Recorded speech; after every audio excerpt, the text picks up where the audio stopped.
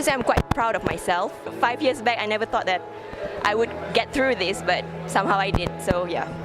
In UNITEN, there's a Malay, Indian and Chinese, and sometimes we find difficult to communicate, but at the end, we are able to communicate and we did well in our academic. Sebagai MC, sebagai student dan juga MC Avengers, ia merupakan satu peluang untuk saya di mana saya belajar untuk balance antara pelajaran dengan juga soft skill. Belajar itu satu kepentingan, manakala MC, berkhidmat sebagai MC adalah sebagai satu saya punya passion.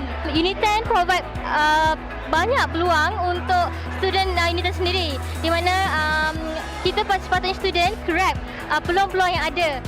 Tak semestinya masuk universiti untuk belajar sahaja. Penting juga untuk balancekan diri dengan program-program di UNITEN. Sebab daripada situ kita akan punya ramai kawan-kawan dan juga untuk kata persediaan untuk menghadapi fasa-fasa pekerjaan di masa akan datang. I came in Malaysia in 2011. Initially, it was a bit difficult to get adjusted to Malaysia.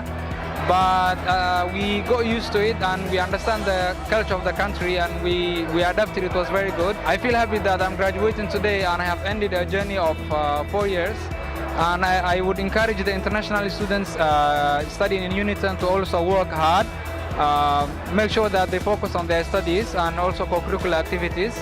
And hopefully they will graduate with flying colors, and I wish them all the best with their future endeavors. Nasihat saya adalah kalau berada di universiti, jangan hanya bermain dengan 3K, katil, kafe dan kuliah. Ada satu lagi K yang kita selalu tertinggal, kurikulum.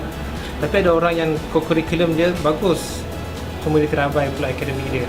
Jadi jadilah seorang pelajar yang seimbang, akademik dia cemerlang, kurikulum dia cemerlang. So bagaimana untuk mengurus masa untuk kita sentiasa stabil dari segi akal ataupun pemikiran ataupun ilmu-ilmu yang ada ataupun jasad dari segi kesihatan badan, dan yang ketiga secara spiritual, bagaimana kita dengan agama kita secara spiritnya.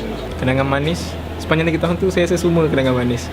Ya, sebab perjuangan untuk mendapatkan anugerah ni dibantu oleh lecturer-lecturer yang baik hati, kawan-kawan yang baik hati. So saya rasa semua tu kenangan manis.